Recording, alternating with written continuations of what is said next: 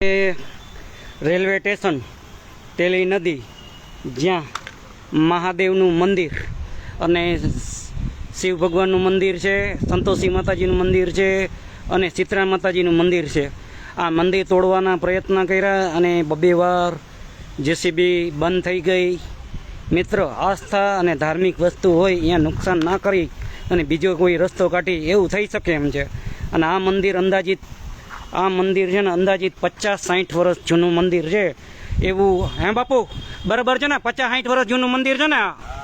હવે મિત્રો, આ જે મંદિર છે ને 50-60 વર્ષ છે ને, આ બાપુ આગળ મેં માહિતી, ઇન્ફોર્મેશન, ફોટોગ્રાફિક, ફોટાનું અને નોટિસની ફોટોગ્રાફિક એવી બધી વસ્તુની મેં જાણકારી લીધેલી છે.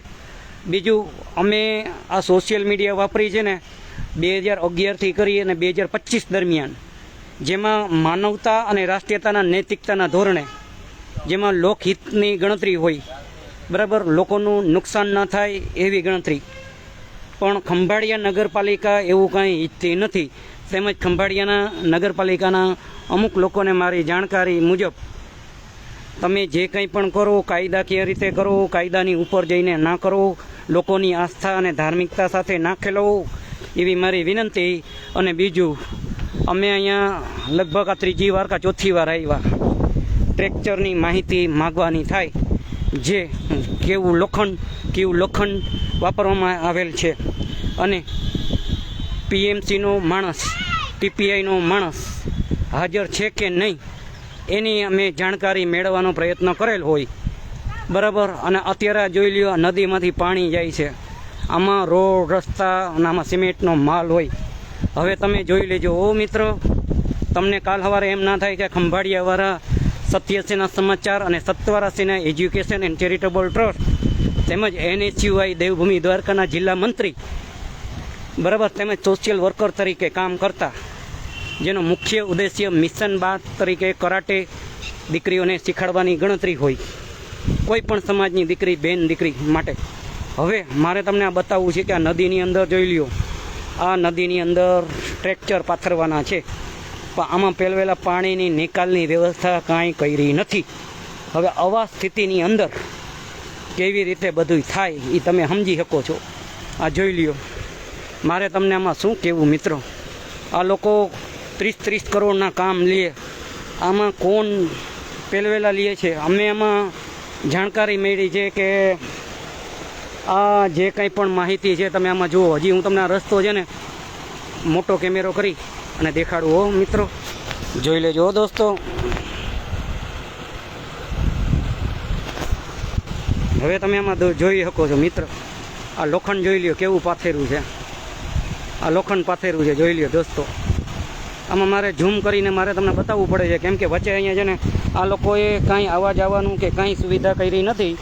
અને તમને મને બધાએ નાના કાયદાઓ પાલન કરવાનું કહે છે, પણ ખુદ કાયદાનું પાલન કરતા નથી.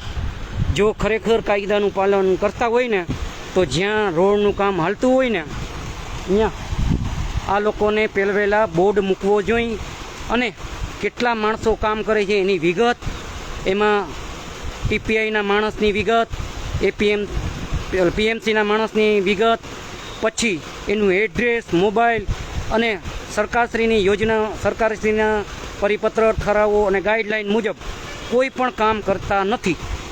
તો આ કામ ના કરીને એ શું સાબિત કરવા માગે છે? અમારે સાબિતી એ છે કે અમે સરકારશ્રીને ઈમેલ કરેલ, કે ઈમેલની અંદર અમને એમ કીધેલું કે તમારે જ્યાં કામ હાલતું હોય એ જ સમયે, એ જ મિનિટે તમારા ફોનથી વિડીયોગ્રાફિક અથવા ફોટોગ્રાફિક કરી અમને મોકલો. મેં કીધું કે અમે તમને મોકલી એના કરતાં અમે જ લાઈવ આવી જઈએ અને તમે જ અમારી વેબસાઇટ ઉપર જોઈ લ્યો. તમને એમ ના થાય કે અમારે ફોટા વિડીયો ઉતાર્યા અને વળી અત્યારે જો લાઈવ વિડીયો છે, બરાબર. અત્યારનો આજની તારીખ છે ને, આજની તારીખ છે 29 સપ્ટેમ્બર, બરાબર, અને 2025. અને વાયગા જોઈ લ્યો મિત્ર, અત્યારના વાયગા છે ને એ 12:25 થઈ છે. જોવા જેવી વાત એ છે કે મિત્રો, તમે આ બધી વસ્તુનો ટેક્સનો રૂપિયો બધોય તમારો, મારો અને આપણા બાપ દાદાએ એક રૂપિયો, એક પૈસો ભેગા કરી અને આપણા બધી વસ્તુ દીધેલી હોય સરકારને.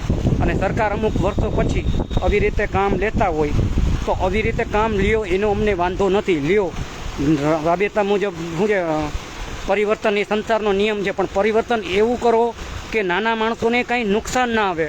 કોઈ મંદિર, મસ્જિદ, ચર્ચ કે ગિરજાઘરને નુકસાન ના આવે. એમાં લાખો કરોડો લોકોની શ્રદ્ધા હોય. ધર્મને કે હાનિ ના પહોંચે અને ધર્મને નુકસાન ના પહોંચે એવો કંઈક રસ્તો કરવો જોઈએ.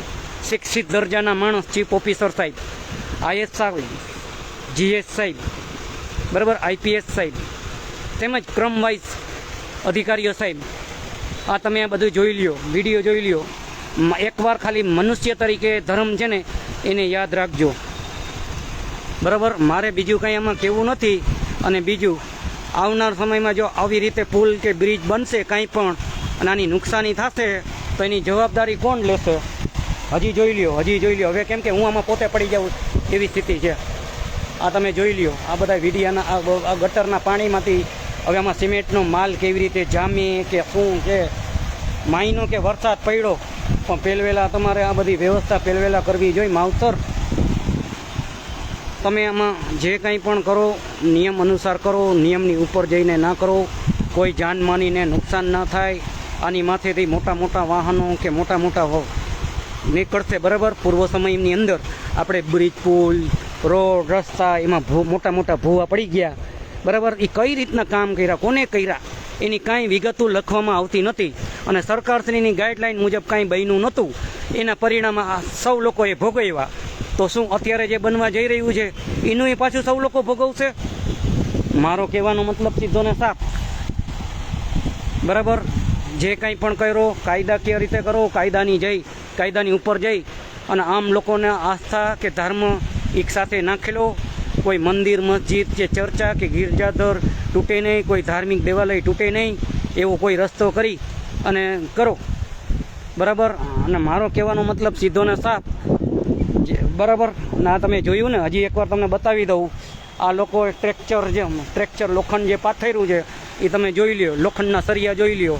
હાલો, લોખંડના સરિયા તમને મોટા કેવા જાડા ને કેવા મજબૂત વાપરે. આ બધાય કારીગરો છે, એન્જિનિયરો છે, ભણેલ ગણેલ શિક્ષિત દરજાના છે. અને આના તપાસની અધિકારીઓએ પાછા જોવા જેવી વાત એ છે કે તપાસ કરી છે કે વગર તપાસે બધું જાય છે આડે ધડ ઉતર ધડ. મને ખબર નહીં, મારો રામ જાણે. જો તમારો રામ જાગતો હોય ને તો. મારો તો રામ જાગે છે એટલે મારે અત્યારે અહીં આવવું પડ્યું. ખંભાળિયા ગામમાં કહેવાતા ધાર્મિક મંદિરોવાળા કે દાખલા તરીકે RSS છે, વિશ્વ હિન્દુ પરિષદ છે, બજરંગ દળ છે, વગેરે અંદાજિત 650 થી 700 સંસ્થાઓ છે. એના કાર્યકર્તાઓ લાખોમાં છે. એને કોઈને આ દેખાતું નથી. કહેવાતા સમાજના મોટા મોટા બીંગા ફૂંકવાવાળાઓ કે ગમે XYZ, એને નથી દેખાતું કે કાંઈક ખોટું થાય છે. ભગવાન પહોંચે, કુદરત પહોંચે, ખોટું થાય છે એ તો પાકું જ છે, દેખાઈ જ આવે છે. અને પહેલવેલા વ્યવસ્થિત કરજો અને સિમેન્ટ રેતીનો સરખો માલ પાથરજો. અને ટ્રેક્ચરની માહિતી તમારા હાથ છલી રાખજો. આવનાર દિવસોમાં પાછા અમે આવશું. ટ્રેક્ચરની માહિતી અથવા ટ્રેક્ચરનો નકશો તમારી પાસે હાજર હોવો જોઈએ. માનનીય શ્રી એન્જિનિયરજી તેમજ કાર્યકર્તાઓ, એમાં તમે કેટલો નીચે સિમેન્ટનો રેતીનો માલ પાથરો છો, કેટલું લોખંડ જાડું વાપરવામાં આવે છે, સરકારે તમને કેટલી મંજૂરી આપી છે, તમે મંજૂરીની વિરુદ્ધ જાઓ છો કે મંજૂરી સાથે કરો છો, એ બધી માહિતી તમારા ઘર હાથછલી હોવી જોઈએ, બરાબર. હું યાની કે સત્યસેના સમાચાર તેમજ સત્વરા સેના એજ્યુકેશન એન્ડ ચેરિટેબલ ટ્રસ્ટ અથવા રાઇટર ગોવિંદી કણજારિયા સોશિયલ વર્કરમાંથી કોઈ પણ કાર્યકર્તા કે કોઈ પણ આવે તો તમારે માહિતી દેવાની થાય. આ જોઈ લ્યો મિત્રો, હજી જોઈ લ્યો, આ લોખંડનું ના માલ મટીરિયલ જોઈ લ્યો, હજી આ દેખાય છે, આ જોઈ લ્યો. કહેવાનો મતલબ મારો સીધો ને સાફ, સરકાર 30 કરોડ રૂપિયા મોકલે છે. 30 કરોડનો માલનું મટીરિયલનું શું થાય છે ને એ જોઈ લ્યો. હવે હું તો અત્યારે છે ને આની ઠેકી શકું એમ નથી, કેમ કે અહીંયા છે ને અહીંયા આ બધું કામ હાલે જોઈ લ્યો. આવા મોટા ખાડા પાડવા પડ્યા છે. એમ નહીં કે આમાં આપણે અહીંથી કોઈ આવે તો જઈ શકે એવું કંઈ કરી નહીં કા. અત્યારે અવડા મોટા ભૂર્ગભ પાણી કાઢવા માટેની પહેલાં પ્રોસિજરી કરવી જોઈએ. અહીંથી પાણી જે નીકળે છે અહીંયા પહેલાં પાઇપલાઇન નાખવું જોઈએ. એમને આડેધડ ના કરાય. આ પાણી નિકાલની પહેલાં વ્યવસ્થા કરવી જોઈએ. આ જોઈ લ્યો, પાણી નિકાલની વ્યવસ્થા કર્યા વગર એ ઝીકા ઝીક બનાવ્યા રાખે પુલ.